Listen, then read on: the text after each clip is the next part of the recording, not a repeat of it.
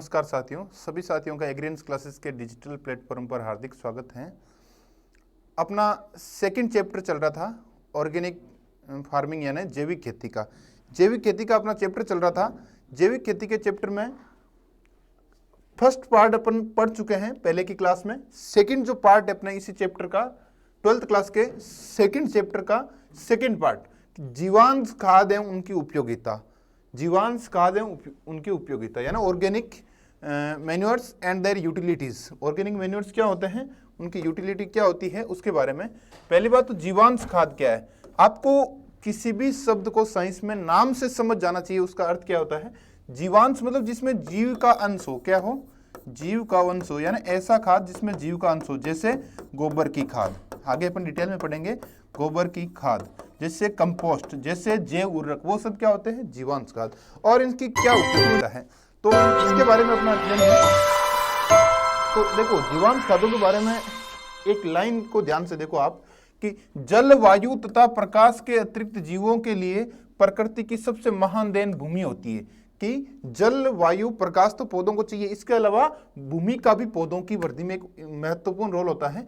यदि भूमि की उर्वरता एवं उत्पादकता कम रहेगी तो उत्पादन कम हो सकता है। इसलिए हमको धरती माता की भूख मिटाने के लिए कोई कसर नहीं रखनी चाहिए। धरती माता के सपूत जो धरती माता के हर प्रकार की भूख प्यास की चिंता करते हैं, धरती माता के धन के सच्चे अधिकारी होते हैं, ये महात्मा गांधी ने कहा था।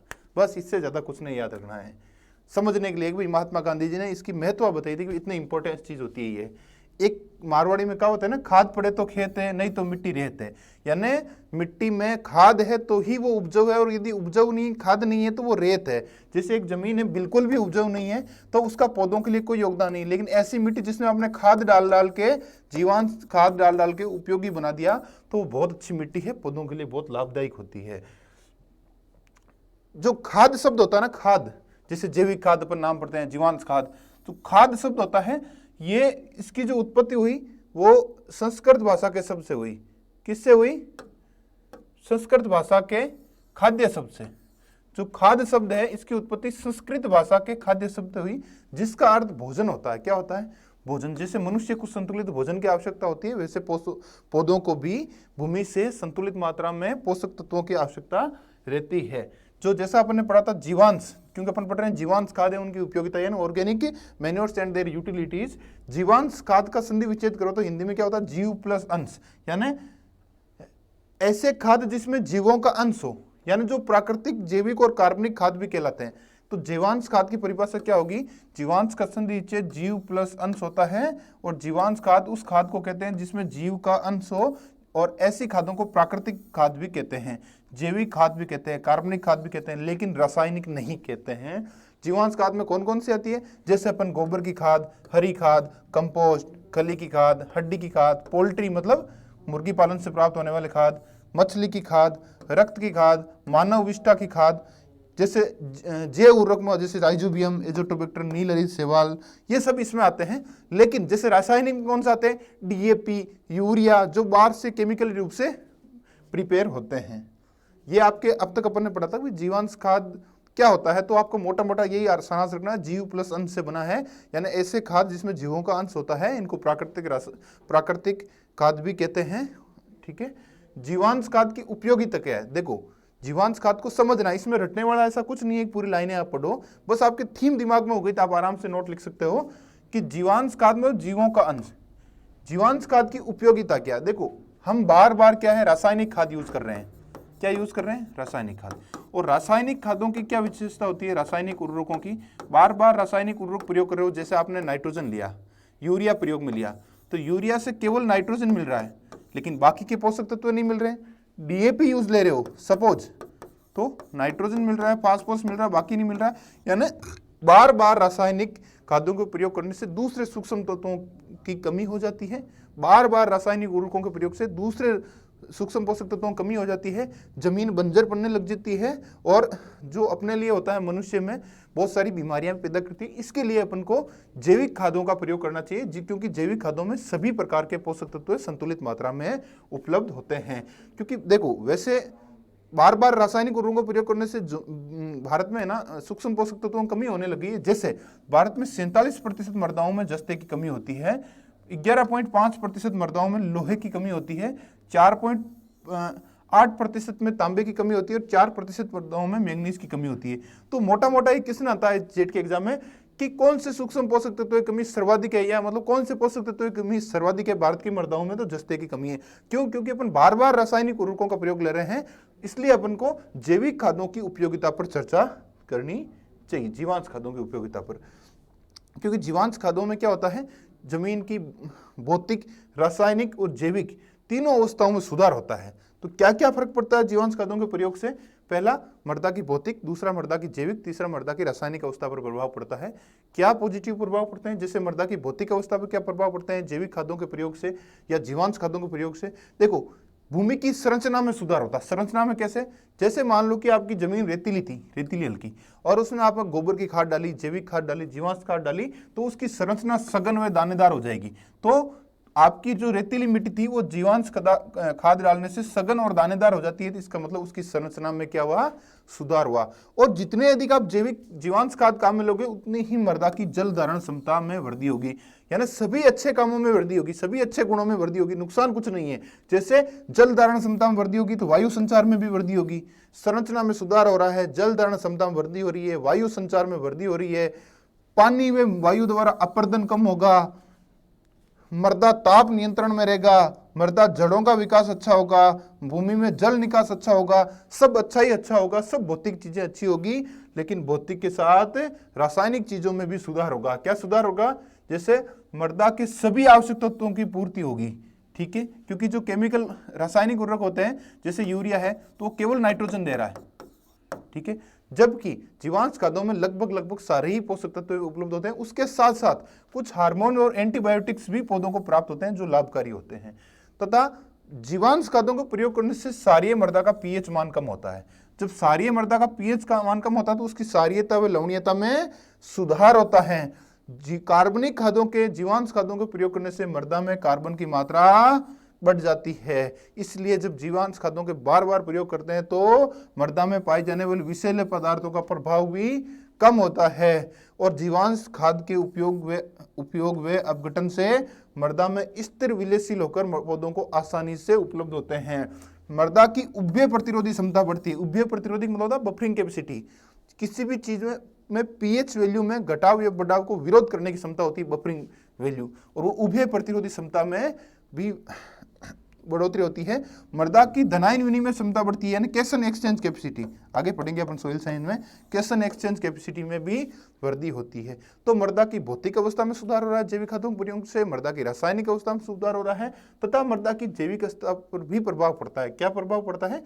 इन पॉइंटों को आपको कुछ नहीं करना, एक बार दिमाग लगा के सरसरी दिमाग से आप पढ़ना है, तो इनमें से कुछ पॉइंट आपको लिखने लायक एग्जाम में ऐसे ही याद हो जाएंगे। इनको एग्जिट रटना नहीं है, बस इनको बार बार अपने फ्रेश माइंड से आप रिवाइज करोगे, पूरी क्लास के 2-3 वीडियोस देखो तो आपको आसानी से ये लाइनें याद रह जाएगी। मृदा की जैविक अवस्था पर क्या प्रभाव पड़ता है? देखो, लाभदायक जीवाणु की, क्योंकि इसका मतलब जैविक का मतलब होता है जीवों का अंश, ठीक है, तो इसलिए इसमें जीवाणुओं की संख्या में वृद्धि होगी। यदि जीवाणुओं की क्रियाशीलता में वृद्धि होगी तो पोषक तत्व अधिक प्राप्त होंगे, सीधी सी बात है। और जैसे आपने राइजोबियम का प्रयोग किया तो राइजोबियम एक जीवाणु है। जब आपने राइजोबियम का ज्यादा संख्या बढ़ी तो जमीन में नाइट्रोजन स्थिरीकरण ज्यादा करेगा, पोषक तत्व भी पौधों में ज्यादा मिलेगा, नाइट्रीकरण, अमोनीकरण जैसी क्रियाएं भी ज्यादा होगी। मृदा में दूसरा, जीवाणु जटिल पदार्थों को अपघटित करके पौधों को आसानी से उपलब्ध भी करवाते हैं। यानी मोटा मोटा आपको सारांश ये है कि जीवांश खादों के प्रयोग से मृदा की भौतिक, रासायनिक, जैविक तीनों दशाओं में सुधार आता है और खेती में टिकाऊपन आता है, सस्टेनेबल एग्रीकल्चर को बढ़ावा मिलता है। अब अपन ने ये पढ़ा था कि जीवांश खाद क्या होती है, सारांश पढ़ा था अपन ने, जीवों का अंश, ऐसी खादें जिसमें जीवों का अंश हो, ये प्राकृतिक खादें भी कहलाती है, जैविक खादें भी कहलाती हैं। इनमें कौन कौन से आती है वो उदाहरण आपको याद करने थे। दूसरा, इनकी उपयोगिता क्या है, इनसे भौतिक, रासायनिक और जैविक दशा में सुधार होगा, सारांश ये था, अब तक पढ़ा उसका। अब जीवांश खादों का वर्गीकरण कितने प्रकार की होती है, बहुत सिंपल चैप्टर है, कोई टफ चैप्टर नहीं है। एक ध्यान रखना, आप क्लास ले रहे हो, लेकिन एक ध्यान रखना, आप एक मौका मत चुकना। अभी एग्रीएंस क्लासेस का जो कोर्स चल रहा है, मात्र 4000 रुपए में आपको जेट का फाउंडेशन कोर्स मिल रहा है। यदि आप 12th एग्रीकल्चर और 11th एग्रीकल्चर के स्टूडेंट हो, तो ये मौका बार बार नहीं आएगा, क्योंकि आप 12th का एग्जाम देने के बाद जेट की कोचिंग करते हो तो आपको बहुत कम टाइम मिलता है, अच्छी रैंक हासिल नहीं कर पाते हो, और या 12th के बाद करते हो अगले साल तो एक ईयर खराब होता है, बहुत सारे पैसे वेस्ट होते हैं, लाखों रुपए। इससे अच्छा आप अभी एग्रीन्स क्लासेस का ऐप डाउनलोड करें और एग्रीन्स क्लासेस के ऐप पर जेट का कोर्स ज्वाइन करें मात्र 4,000 रुपए में। मात्र 4,000 रुपए में आपको 12th एग्रीकल्चर तो फ्री मिल रही है, लेकिन 4,000 में जो 1 लाख रुपए का फाउंडेशन कोर्स है एग्रीकल्चर, बायोलॉजी और केमिस्ट्री कंप्लीट मिल रहा है। आप 12th के साथ पर डे 1 से 2 घंटा पढ़िए, प्रत्येक क्लास को आपको रिकॉर्डेड डालिए, बार बार पढ़ सकते हो, लाइव क्लासेस भी है, पीडीएफ्स भी है, और अभी से आप 2 घंटा पर डे उसको टाइम दीजिए, आपको जेट में टॉप 100 में जगह बनाओगे। तो साथियों, जीवांश खादों का वर्गीकरण पढ़ रहे थे। इस 2 प्रकार की होती है, स्थूल कार्बनिक खाद और सांद्र कार्बनिक खाद। कार्बनिक खाद इनको बोलते हैं। जीवांश खादें 2 प्रकार की होती है, स्थूल कार्बनिक और सांद्र कार्बनिक। स्थूल कार्बनिक, सांद्र कार्बनिक, 2 तरह की। इसको बोलते हैं बल्क ऑर्गेनिक मैन्योर्स, इंग्लिश में bulk organic manure. Organic manure मतलब जैविक खाद, जीवांश खाद, बल्क मतलब स्थूल। सांद्र को बोलते हैं कंसंट्रेट, बाकी वही ऑर्गेनिक मैन्योर। सांद्र मतलब कंसंट्रेट। बल्क यानी स्थूल कार्बनिक खादें, बल्क ऑर्गेनिक मैन्योर यानी ऐसी कार्बनिक खादें जिसमें कार्बनिक पदार्थ तो बहुत होता है लेकिन उनके कंपैरिजन में पोषक तत्व कम पाए जाते हैं। जैसे गोबर की खाद बहुत बड़ा ढेर है लेकिन पोषक तत्वों की मात्रा परसेंटेज में पाई जाती है बहुत कम, जैसे 0.5। सांद्र कार्बनिक खाद है जिसमें कार्बनिक पदार्थ कम लेकिन पोषक तत्वों की मात्रा ज्यादा, जैसे खलिया। अब मूंगफली खल 6-7% नाइट्रोजन होती है लेकिन खल होती मात्रा में कम काम लेते हैं, जबकि गोबर की खाद बहुत ज्यादा काम लेते हैं, नाइट्रोजन 0.5% ही होता है। यानी स्थूल कार्बनिक खादों में यानी बल्क ऑर्गेनिक मैन्योर्स में ऐसी सभी जीवांश खादें जिसमें कार्बनिक पदार्थों की मात्रा अधिक हो, पोषक तत्वों की मात्रा कम हो, वो क्या होती है? स्थूल कार्बनिक। जैसे गोबर की खाद, कंपोस्ट, वर्मी कंपोस्ट, हरी खाद, मानव विष्टा, चिड़ियों की बीट, अपवक, गंदे नालों की खाद, मेले की खाद, ये सब होती है स्थूल कार्बनिक खादें। इसके विपरीत सांद्र कार्बनिक खादें ऐसी खादें जिनमें कार्बनिक पदार्थ की मात्रा कम लेकिन पोषक तत्वों की मात्रा परसेंटेज में उनकी तुलना में ज्यादा होती है, वो होती है सांद्र कार्बनिक खाद यानी कंसंट्रेट ऑर्गेनिक मैन्योर। जैसे खलियां, हड्डी का चूरा, सूखा रक्त, मछली की खाद। अब आपके यहां से एक क्वेश्चन पक्का आता है जेट के एग्जाम में कि निम्न में से कौन सी स्थूल कार्बनिक खाद है, कौन सी सांद्र कार्बनिक खाद है। अब एक एक करके अपन स्थूल कार्बनिक खादों में जितनी भी है आपके सिलेबस में उनकी पढ़ेंगे भी। गोबर की खाद, कंपोस्ट वगैरह, वर्मी कंपोस्ट क्या होता है, कैसे बनाते हैं, कैसे प्रयोग लेते हैं, फिर सांद्र कार्बनिक खादों के बारे में पढ़ेंगे। अब जीवांश खाद बनाने की विधि है, प्रयोग। जो अपन ने जीवांश खादें पढ़ी थी अभी तक स्थूल और कार्बनिक, उनमें से स्थूल में से पहले एक एक की पढ़ेंगे। जीवांश खाद बनाने इनकी क्या विधियां हैं और कैसे प्रयोग लेते हैं। जैसे पहले अपन पढ़ रहे हैं गोबर की खाद। गोबर की खाद का मतलब FYM बोलते हैं। क्या बोलते हैं दोस्तों? FYM यानी फार्म यार्ड मैन्योर। ध्यान रखना, FYM क्या बोलते हैं? Farm yard manure. गोबर की खाद को सिर्फ गोबर को गोबर बोलते हैं, लेकिन गोबर की खाद, गोबर और गोबर की खाद अलग चीज होती है। गोबर की खाद का मतलब होता है FYM, फार्म यार्ड मैन्योर, जिसके 3 अवयव होते हैं, गोबर, मूत्र और बिछावन। ठीक है, गोबर यानी डंग, मूत्र मतलब यूरिन, बिछावन मतलब लीटर। ठीक है, तो गोबर की खाद और गोबर में अलग चीज है। गोबर खुद गोबर की खाद का ये होता है, क्योंकि गोबर की खाद को फार्म यार्ड मैन्योर बोलते हैं। गोबर पशुओं का मूत्र और बिछावन मतलब जो कूड़ा करकट रेत जो पशुओं के नीचे बिछाने में काम में लेते हैं वो सबको भी साथ में डाल देते हैं, तो वो क्या कहलाती है? गोबर की खाद। इन तीनों चीजों को सड़ा गला के गोबर की खाद बनाते हैं। ठीक है, तो पहला क्वेश्चन आता है, गोबर की खाद का मतलब होता है फार्म यार्ड मैन्योर। गोबर की खाद के क्या क्या अवयव है? गोबर, मूत्र और बिछावन। ठीक है, जैसे गोबर है, पहला गोबर मतलब इसका ठोस पदार्थ होते हैं, एक घुलनशील, बिना पचे हुए। इसमें 0.3 से 0.7% नाइट्रोजन होती है, 0.25% फास्फोरस होती है, 0.3 से 0.5% पोटेशियम होती है। इसके अलावा कुछ सूक्ष्म पोषक तत्व होते हैं। मूत्र के अंदर देखा जाए तो नाइट्रोजन होती है 0.4 से 1.35, फास्फोरस होती है 0.05 से 1.10 और पोटेशियम होता है 0.5 से 2%। वैसे मूत्र का मुख्य यूरिया होता है जिसमें 2% तक पाया जाता है। तो गोबर की खाद के मुख्य घटक गोबर, मूत्र, तीसरा कौन सा है? बिछावन। जो कूड़ा करकट जो नीचे बचता है, पुआल वगैरह, जो भी रेत मिट्टी सब, इन सब ये सब चीजें क्या होती है, गोबर की खाद के अवयव होता है। लेकिन आपको अलग अलग नहीं पूछा जाएगा गोबर में कितना होता है, मूत्र में कितना नाइट्रोजन फास्फोरस होता है, सीधा पूछेंगे गोबर की खाद में कितना नाइट्रोजन फास्फोरस पोटास होता है, यानी FYM में कितना होता है। ये क्वेश्चन पूछ सकते हैं। गोबर की खाद के मुख्य अवयव कौन से हैं, तो गोबर, मूत्र और बिछावन। ठीक है, अब गोबर की खाद यानी FYM जो जिसके अवयव गोबर, मूत्र और आपने बिछावन पढ़ा था, इसमें कितने नाइट्रोजन फास्फोरस पोटास होती है, तो नाइट्रोजन होती है 0.5, फास्फोरस होती है 0.25, पोटेशियम होता है 0.5। इसको इंपॉर्टेंट कर लो, ये क्वेश्चन काफी बार आ जाएगा। नाइट्रोजन की मात्रा कितनी है 0.5%, फास्फोरस की मात्रा है 0.25% और पोटेशियम की है 0.5%। ये पॉइंट टू बी नोटेड। अब है गोबर की खाद तैयार कैसे करते हैं। देखो, एक तो होती है वर्तमान प्रचलित विधि।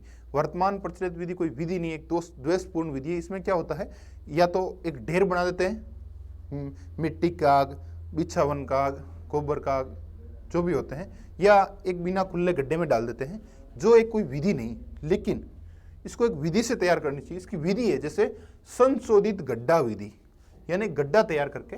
इस विधि में क्या करते हैं, कोई भी एक पशु होता है उसके लिए कितना गड्ढा खोदते हैं, 1.10 मीटर गहरा, 2 मीटर चौड़ा और 3 मीटर लंबा, यानी 3 मीटर लंबा 2 मीटर चौड़ा, जैसे 3 मीटर लंबा 2 मीटर चौड़ा और 1 मीटर गहरा गड्ढा खोदते हैं। मान लो पशुओं की संख्या ज्यादा है तो गड्ढे की संख्या बढ़ा लेते हैं। ध्यान रखना, यदि रेतीली भूमि हो तो गड्ढा पक्का करते हैं, क्यों, नीचे रिस के पोषक तत्व तो नहीं जाए। और यदि पक्की मिट्टी हो, जैसे मान लो चिकनी भूमि हो, तो उसमें कच्चा भी बना सकते हो, पक्का भी बना सकते हो। और हमेशा गड्ढा जो है छायादार स्थान पर बनाना चाहिए और थोड़ा ऊंचा स्थान बनाना चाहिए, वर्षा का पानी इकट्ठा नहीं हो। अब जो आपने गड्ढा नॉर्मली 3x2x1 का गड्ढा लिया है, 3x2x1 का गड्ढा लिया है। अब इसमें क्या करना है, सर्वप्रथम गड्ढे के पंदे में 10 से 20 सेंटीमीटर पर चारा डालना है या बिछावन डालना है, क्योंकि 3 अवयव होते हैं, बिछावन, गोबर और मूत्र, 3 अवयव होते हैं गोबर की खाद के। इसकी परत डालते हैं। उसके बाद गोबर व मूत्र की 7500 सेंटीमीटर परत डालते हैं। तीसरी परत पुनः बिछावन की डालते हैं 75 से 100 सेंटीमीटर। इस क्रम में गड्ढे को क्या होता है, भूमि की सतह से 50 सेंटीमीटर ऊंचाई तक भर देते हैं और गड्ढे को बंद कर देते हैं। 5 से 6 माह में सड़कर खाद तैयार हो जाता है। ऐसा इसमें कुछ विशेष है नहीं, बस आपको गड्ढे का नाप याद रखना है, गड्ढे को भरना है, 50 सेंटीमीटर ऊपर तक पे करना है। गड्ढा छाया वाले स्थान में होना चाहिए, जमीन से ऊपर उठा हुआ होना चाहिए। तीसरी विधि है ट्रेंच विधि। पहले साधारण तो वर्तमान प्रचलित विधि सही नहीं थी, दूसरी संशोधित गड्ढा, तीसरी है ट्रेंच। इसमें आपको इतना रखना है कि ट्रेंच की लंबाई, चौड़ाई, गहराई क्या है। ट्रेंच का मतलब होता है खाई, तो गड्ढे की जगह खाई तैयार कर लेते हैं। इस विधि में 6 मीटर लंबी, कितनी, 6 मीटर लंबी, 1.5 मीटर चौड़ी और 1 मीटर गहरी खाई बना सकते हैं। लंबाई चौड़ाई बढ़ा सकते हो, लेकिन गहराई इससे ज्यादा नहीं बढ़ा सकते हैं, ये ध्यान रखने योग्य बात है। अब इसमें भी क्या करते हैं, एक धीरे धीरे इसको भर देते हैं, भरने के बाद मिट्टी से लेप कर देते हैं और दूसरी ट्रेंच और बना देते हैं, ताकि पहली ट्रेंच में हो जब तक दूसरे में तैयार हो जाता है खाद।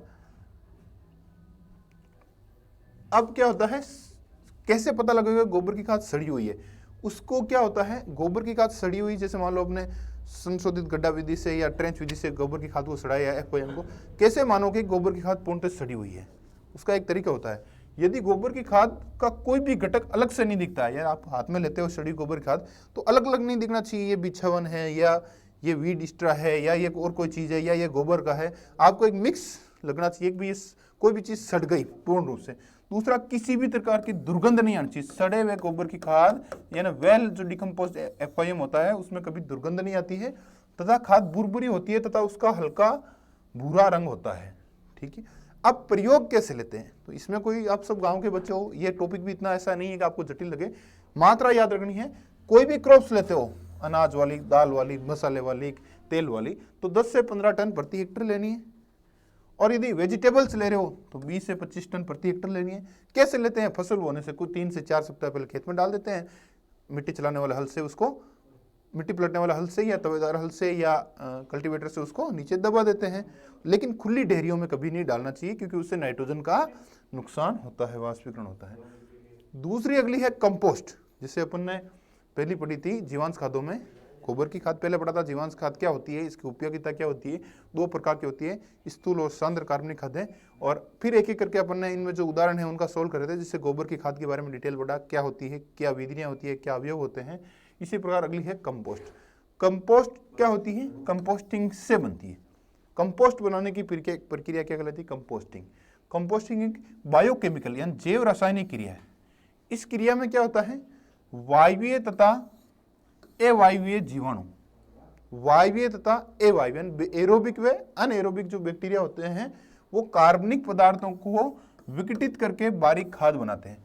यानी किसी भी कार्बनिक पदार्थ को वायवीय अवायवीय जीवाणु द्वारा एक जैव रसायन क्रिया जिसमें विघटित कर दिया जाता है और कंपोस्ट बना दिया जाता है। अब कंपोस्ट दो तरीके से बना सकता है, फार्म के अवशिष्टों से तैयार कंपोस्ट, यानी खेत में जो फसल का कूड़ा करकट बचता है उससे, या शहर व कस्बे के जो अवशिष्ट होते हैं शहर में इकट्ठा करते हैं, मल मूत्र कीड़ा जो तेलियां वगैरह जो भी कचरा होता है उससे बनाते हैं। तो शहर के अवशिष्ट से बनाते हैं उसको सिटी कंपोस्ट बोलते हैं। क्या बोलते हैं, सिटी कंपोस्ट। और फार्म अवशिष्टों से बनाते हैं उसको बोलते हैं फार्म कंपोस्ट। अब कंपोस्ट कैसे बनाते हैं, तीन विधियां, इंदौर विधि, बेंगलोर विधि, नेडेप विधि, कंपोस्टिंग बनाने की अलग अलग विधियां। इसमें ज्यादा कुछ नहीं, आपको ये पढ़ लेना है कि इसका गड्ढा कैसे भरते हैं या इस विधि का किसने आविष्कार किया। जैसे एक इंदौर विधि है, ये विधि एक साइंटिस्ट था, दो साइंटिस्ट थे, ए होवार्ड तथा यशवंत डी वार्ड। ए होवार्ड यशवंत डी वार्ड द्वारा institute of plant nutrition Indore, कहां पर था, इंदौर में 1924 से 31 में विकसित की गई थी। कहां विकसित की थी, इंदौर में, इसलिए क्या बोलते हैं इसको, इंदौर विधि। इस विधि में क्या होता है कि पशुओं के गोबर, फसलों, पौधों के अवशेष तथा अन्य अवशिष्टों का प्रयोग कर कंपोस्ट तैयार की जाती है। इस विधि से एक क्वेश्चन आता है, इंदौर विधि से कंपोस्ट बनाने में कितना समय लगता है, तो 4 माह का समय लगता है। अब कैसे बनाते हैं इस विधि में, पहले लेते हैं गड्ढे का आकार कितना लेना चाहिए, तो 10 फीट, गड्ढे की लंबाई 10 फीट, आवश्यकता अनुसार बढ़ा सकते हैं, ऐसा कुछ नहीं है। चौड़ाई 6 से 8 फीट रखते हैं, गहराई 2 से 3 फीट रखते हैं। लेकिन लंबाई चौड़ाई में कोई चेंज कर सकते हैं, लेकिन गहराई 3 फीट से अधिक नहीं होनी चाहिए। गड्ढा सदैव ढालू जगह पर बनाना चाहिए। अब इसके लिए क्या क्या सामग्री चाहिए, जिससे पौधों फसलों के अवशेष तो है ही है, पशुओं की गोबर सही है, बिछावन सहित पशुओं के मूत्र सौंकी हुई मिट्टी भी जो नीचे बचती है वो भी काम लेते हैं। इसके अलावा लकड़ी की राख जो कंपोस्ट की अम्लीयता कम करती है और पोटास की मात्रा बढ़ाती है, वो भी काम लेते हैं। अब इन विधियों में कुछ नहीं, इतना ध्यान रखना, गड्ढा कैसे पढ़ते हैं, लिटरेचर देर का होता है, किताब में उसको 1-2 बार पढ़ोगे तो आपको रिपीट हो जाएगा, समझने वाला ऐसा कुछ है नहीं कि भाई गड्ढा कैसे पढ़ते हैं, पहले गोबर डालते हैं, उसके बाद क्या डालते हैं, कितने टाइम उसकी पलटाई करते हैं। तो एक सरफेसली आप नजर से निकाल लेना, इसमें कुछ ज्यादा है नहीं, और इसको पलटते भी हैं, तो इसमें ऐसा कुछ है नहीं समझाने लायक। इसी प्रकार बेंगलोर विधि है, यह विधि जो है, इस विधि का विकास CN आचार्य ने Indian institute of science Bangalore में किया था। ये एक अवायवीय विधि है, ठीक है। इसका प्रयोग विशेष करके शहरी क्षेत्रों में जो खाद बनाने के लिए काम में लेते हैं। इसकी भी आप प्रोसेस पढ़ लेना कि भाई कैसे इसमें कितनी परतें डाल दें, ज्यादा कुछ है नहीं। तीसरी है नेडेप कंपोस्ट। ये विधि महाराष्ट्र के कृषक नाडेप काका द्वारा विकसित की गई थी, इसलिए इसको नेडेप कंपोस्ट बोलते हैं। इसमें भी एक विधि है, कितना क्या डालते हैं, कैसे डालते हैं, ज्यादा कुछ इनमें है नहीं, बस इतना ही पूछा जाता है कि कंपोस्ट क्या होता है। आपने समझ लिया, 2 प्रकार का होता है, सिटी कंपोस्ट और फार्म कंपोस्ट। और दूसरा कंपोस्ट बनाने की 3 विधियां, इंदौर विधि, बेंगलोर विधि, नेडेप विधि, जो आपके सिलेबस है, बस उनका गड्ढा भरने की आप विधि पढ़ लेना, इससे ज्यादा इसमें कुछ है नहीं कि इनका टैंक क्या होता है, गड्ढा क्या आकार का होता है, कैसे भरते हैं गड्ढे को, ये एक बार आप सरफेसली नजर से निकाल लेना, इसमें समझाने वाला कुछ है नहीं। हाँ, कंपोस्ट प्रयोग कैसे लेते हैं, सामान्यतः 10 से 15 टन प्रति हेक्टर लेते हैं, और सब्जियों में 20 से 25 टन प्रति हेक्टर लेते हैं, और बुआई के 3 से 4 सप्ताह बाद लेते हैं। सेम प्रक्रिया लेते हैं जैसे गोबर की खाद प्रयोग में लेते हैं। अब जैविक खादों में अपने गोबर पढ़ लिया, कंपोस्ट पढ़ लिया, एक होता है वर्मी कंपोस्ट। वर्मी कंपोस्ट का मतलब ऐसा कंपोस्ट जो केंचुए से तैयार किया जाता है। केंचुए का जो खाद होता है, अर्थवर्म का, केंचुए क्या करते हैं, किसी चीज को खाते हैं और उसको वापस जो खाद निकालते हैं अपने अंदर से अवशिष्ट, वो होती है वर्मी कंपोस्ट। यानी कंपोस्ट, वो खाद जो केंचुए से तैयार की जाती है, वो vermi compost, that is the vermi compost. ये केंचुए क्या करते हैं, किसी भी जो अपशिष्ट पदार्थ होता है, जैसे गोबर हो या कुछ फसल के अवशेष हो, कृषि अवशेष, उसको अपना भोजन बनाते हैं। उसके मल मूत्र की सहायता से एक लाभकारी सूक्ष्म जीवाणु, मुख्य पोषक तत्वों और जीवांश पदार्थों का मिश्रण बना के एक वर्मी कंपोस्ट तैयार करते हैं। अपने भोजन करके उनको वर्मी कंपोस्ट के रूप में निकालते हैं, अपशिष्ट के रूप में।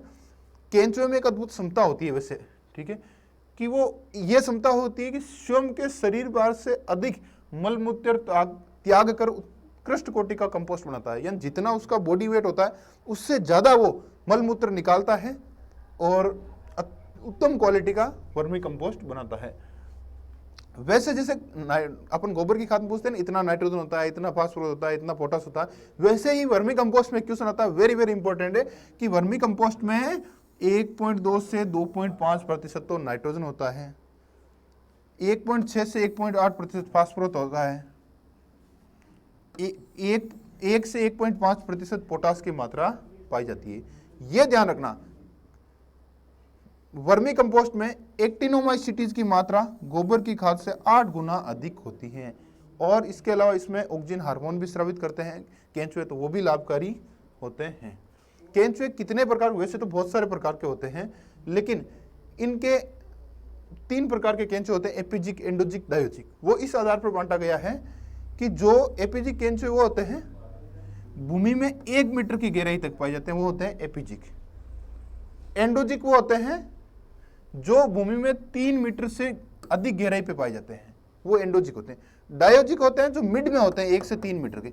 एक तो होते हैं जो 1 मीटर से ऊपर होते हैं, एक होते हैं जो 3 मीटर से नीचे होते हैं, एक होते हैं 1 से 3 मीटर के बीच में होते हैं जो डायोजिक होते हैं। एक क्वेश्चन आता है राजस्थान में केंचुए की कौन सी प्रजाति ज्यादा उपयुक्त है, तो आइसिनिया फोइटिडा। क्या नाम है? आइसिनिया फोइटिडा ज्यादा उपयुक्त है। ये लाल रंग के होते हैं, ध्यान रखना। इसमें 90% कार्बनिक पदार्थ और 10% मिट्टी खाते हैं। ये जो आइसिनिया फोइटिडा होता है काफी उपयोगी होता है।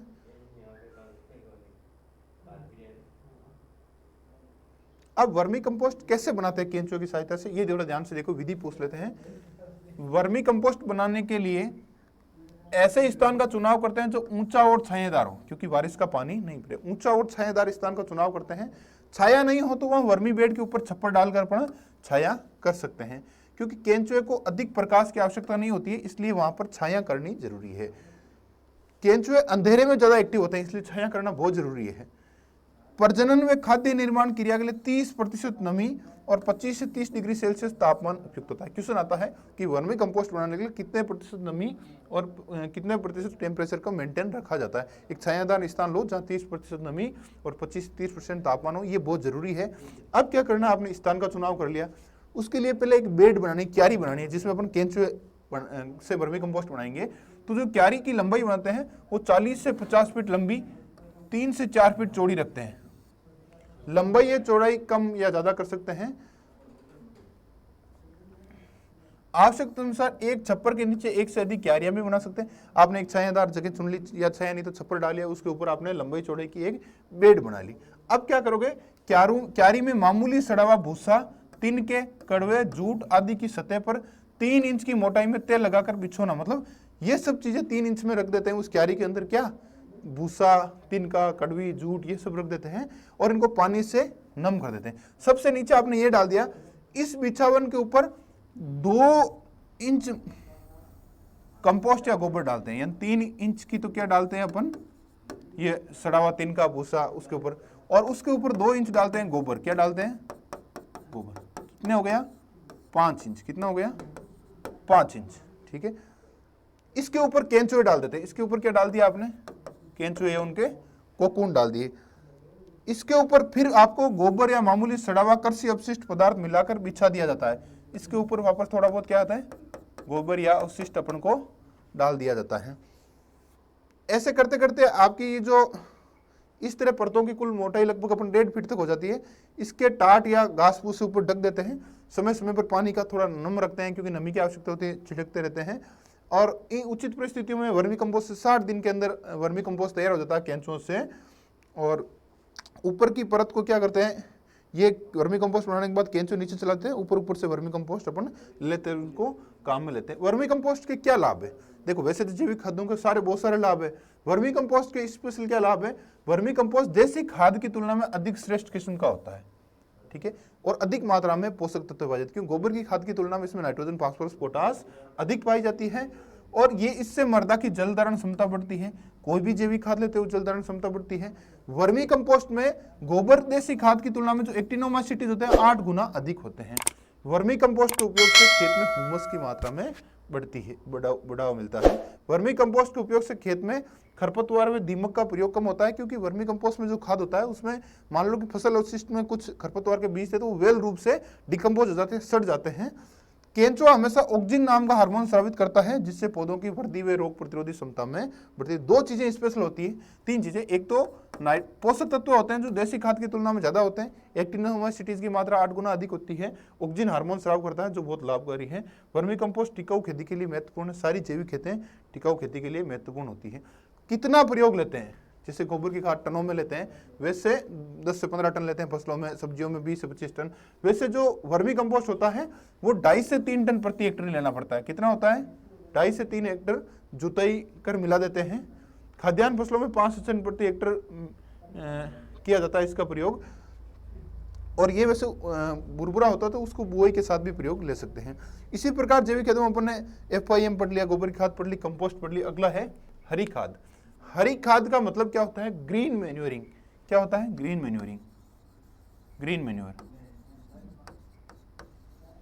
हरी खाद का मतलब होता है दलहनी या अदलहनी फसल को खेत में उगाया जाता है और फलियां बनने से पहले पुष्प वाली अवस्था पर उसको खेत में दबा दिया जाता है, फिर वो सड़ जाती गल जाती है, हल चला के दबा दिया जाता है। इससे क्या होता है? जमीन में कार्बनिक पदार्थ की मात्रा बढ़ती है, पोषक तत्वों की मात्रा बढ़ती है और उससे मृदा की अवस्था सुधरती है। मृदा की जैविक, कार्बनिक, भौतिक अवस्था सारी सुधरती है और मृदा में जल धारण क्षमता बढ़ती है, मृदा का उपजाऊपन बढ़ता है, मृदा में कार्बनिक पदार्थ की मात्रा बढ़ती है। जैसे मान लो कि आपने फसल उगाई और ये फसल फूल आने लगे, फ्लावर स्टेज, उससे पहले इसको खेत में हल चलाकर दबा दिया जाता है, सड़ गल के इसमें कार्बनिक पदार्थ की पूर्ति होती है, जीवांश पदार्थ मिलता है, उसका अपघटन मिलता है, उसका अपघटन होता है और विभिन्न पोषक तत्वों की पूर्ति होती है। ऐसे भी हो सकता है। दूसरा तरीका ऐसा होता है बाहर से, जैसे नीम की पत्तियां लाई, हरी अवस्था में उनको खेत में लाके दबा दिया। तो हरी खाद का मतलब किसी भी फसल को उगाकर हरी अवस्था में मिट्टी से पलटने वाले हल से उसको खेत में दबा दिया जाता है, जिसके सड़ने गलने से जमीन में जीवांश पदार्थों का अपघटन से बहुत सारे पोषक तत्व मिलते हैं, मृदा की भौतिक अवस्था में सुधार होता है, मृदा को जैविक कार्बनिक पदार्थ की मात्रा में बढ़ावा मिलता है। अब होती है हरी खाद कैसे बनाते हैं। तो हरी खाद बनाने की विधियां देखो, भारत में अलग अलग राज्य हैं, अलग अलग क्लाइमेट है, तो कौन सी क्लाइमेट में, कौन सी जलवायु में, कौन सी मृदा में कौन सी फसल उगानी चाहिए उसके हिसाब से उगाते हैं। इसके 2 ही तरीके, या तो आप फसल उगा के उसको दबा दो खेत में, या बाहर से कोई हरी खाद है जैसे कि नीम की पत्तियां हैं उनको लाके खेत में दबा दो। दोनों तरीकों से कर सकते हैं। इसमें क्या करते हैं, जैसे अपन ने पढ़ा था, हरी खाद की फसल उगाकर मृदा में उसको दबा देते हैं, नॉर्मल सी चीज है। दूसरी हरी खाद की हरित पर्ण विधि, इसमें क्या होता है? 2 तरीके से होते हैं। एक तो फसल में खेत उगाकर वहीं पर दबा देते हैं, फसल उगती है हरी अवस्था में, फलियां बनने से पहले पुष्पन अवस्था पर हल चलाकर दबा देते हैं। दूसरी कौन सी? हरी खाद की हरित पर्ण विधि। इसमें क्या होता है कि बाहर से, जैसे नीम की पत्तियां या किसी पौधे की हरी पत्तियां, टेन या शाखा बाहर से लाकर, दूसरे पौधों से लाकर खेत में दबा दी जाती है। हरी खाद की फसल के आवश्यक गुण, यानी उसमें क्या क्या उसमें पैरामीटर होने चाहिए, क्या उसमें कैरेक्टरिस्टिक होने चाहिए हरी खाद की फसल में। कोई भी हरी खाद के रूप में फसल काम ले तो ऐसी फसल लो हरी खाद के रूप में जो शीघ्र बढ़ने वाली हो, ठीक है, जिसकी पत्तियां व शाखाएं अधिक हो, क्योंकि अधिक कार्बनिक पदार्थ जमीन को मिलेगा, जिस बहुत ज्यादा मुलायम हो वनस्पतिक भाग, ताकि वो जमीन में डालते ही सड़ जाए, जल्दी उसका अपघटन हो जाए।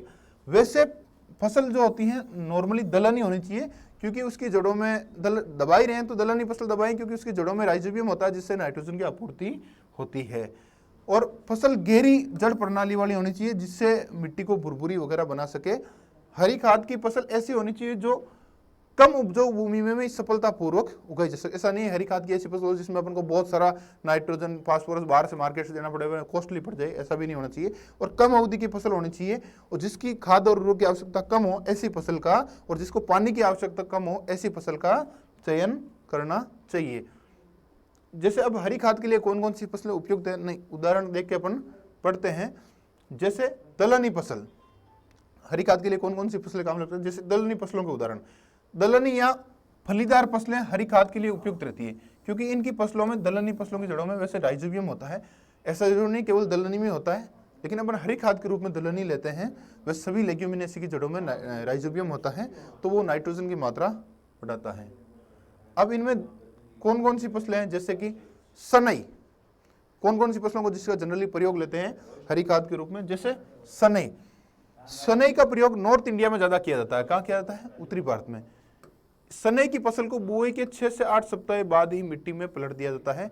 इससे लगभग 50 किलोग्राम नाइट्रोजन तथा 280 क्विंटल हरा वनस्पतिक पदार्थ मिट्टी में मिलता है। दूसरा कौन सा एग्जाम्पल है इसका? ढेंचा। ढेंचा आप सब जानते हो, गाँव में खूब होता है, शेष बियाना होता है। ये हरी खाद के रूप में ढेंचा का प्रमुख स्थान है, वेरी वेरी इंपॉर्टेंट है। ये फसल ऊसर भूमियों के सुधार में भी काम में ली जाती है। और इसको कितने दिन बाद में दबाते हैं? 45 दिन बाद में फसल को खेत में पलट दिया जाता है। इससे लगभग 75 किलोग्राम नाइट्रोजन प्रति हेक्टेयर प्राप्त होती है। तीसरी जैसे गंवार भी काम लेते हैं, जिसको क्लस्टर बीन होते हैं, जिसका इंग्लिश नेम। ये भारत के उत्तर और पश्चिम भागों में जहां वर्षा कम होती है वहां हरी खाद के रूप में उगाई जाती है। इससे लगभग 65 किलोग्राम नाइट्रोजन प्रति हेक्टेयर प्राप्त होती है। इनसे क्वेश्चन पूछा जा सकता है, निम्न में से कौन सा हरी खाद के रूप का उदाहरण है, कौन कौन से पौधे ले सकते हैं, और या इनसे उदाहरणों में से ये पूछ सकता है ये कितनी नाइट्रोजन फिक्सेशन करते हैं या कितनी नाइट्रोजन भूमि इनको देते हैं। जैसे सनई कितनी देती है, ढेंचा कितनी देता है, गंवार कितना देता है, लोबिया कितना देता है। जैसे लोबिया मतलब चौला जो 50 किलोग्राम नाइट्रोजन देता है।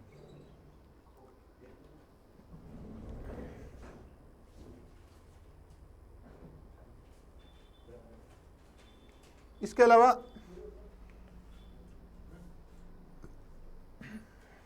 और भी कुछ फसलें हैं, अदलहनी भी काम लेते सकते हैं। दलहनी के अलावा जैसे मक्का, ज्वार, बाजरा, ये भी भूमि में कार्बनिक पदार्थ बढ़ाती है, लेकिन ये इतनी उपयोगी नहीं होती है क्योंकि इनकी जड़ों में राइजोबियम नहीं होता, जमीन में नाइट्रोजन की आपूर्ति नहीं होती है। हरी खाद प्रयोग करने की तकनीकी, हरी खाद को कैसे प्रयोग करते हैं, जो अपन पढ़ चुके हैं। हरी खाद को हरी अवस्था में ही दबाते हैं, लेकिन पुष्पन अवस्था में दबाते हैं। एक टाइम पीरियड होता है हर फसल का, कब दबाते हैं। और हरी खाद के लिए क्या क्या आवश्यक है, जलवायु, क्लाइमेट, कैसी बीज दर, कितना काम लेते हैं, वो चीज भी देख लेते हैं। जलवायु और मृदा, हरी खाद वाली फसल, जो फसल जिस जलवायु की है उसी में उगाना चाहिए। जैसे कि भारी मृदा व जल प्लावित दशा वाली है तो उसमें ढेंचा से नहीं लगाना चाहिए। यानी जो जलवायु है, जैसी मृदा है, जैसे मान लो उत्तर भारत में होने वाले एरिया वाले, ऐसा नहीं साउथ वाले क्रॉप या हरी खाद में लो, ऐसा नहीं। मृदा में भी क्या है, जिस मृदा में जो फसल हो सकती है वही होना चाहिए। जैसे भारी मृदा है तो उसमें ढेंचा वैसा नहीं लगाना चाहिए। जैसे अच्छे जल निकास वाली बलुई दोमट मृदा है तो उसके लिए मूंग, उड़द, गंवार, सनई, ढेंचा काम में ले सकते हैं। शुष्क क्षेत्रों में हल्की बलुई दोमट मृदा है, उसके लिए गंवार, उड़द, मूंग, लोबिया काम में ले सकते हैं। खेत की तैयारी, खेत की तैयारी नॉर्मल से करते हैं, कोई स्पेशल नहीं है। जिस फसल की तैयारी करते हैं, मिट्टी पलटने वाले हल से जुताई करके पाटा लगा के खेत तैयार करते हैं, कोई ऐसा इशू नहीं है। बीज बुआई यानी कितना बीज काम में लेना चाहिए, तो सनई के लिए 50 से 60 किलोग्राम प्रति हेक्टेयर। क्वेश्चन भी आता है हरी खाद के रूप में सनई की कितनी बीज दर काम में लेते हैं, 50-60 किलो। ढेंचा के लिए 60 से 80 किलो, गंवार के लिए 20 से 25 किलो, मूंग और उड़द के लिए 15 से 20 किलो, लोबिया के लिए 45 से 50 किलो बीज दर काम में लेते हैं। राजस्थान में तो वर्षा प्रारंभ होने पर इनकी बुआई कर देते हैं, लेकिन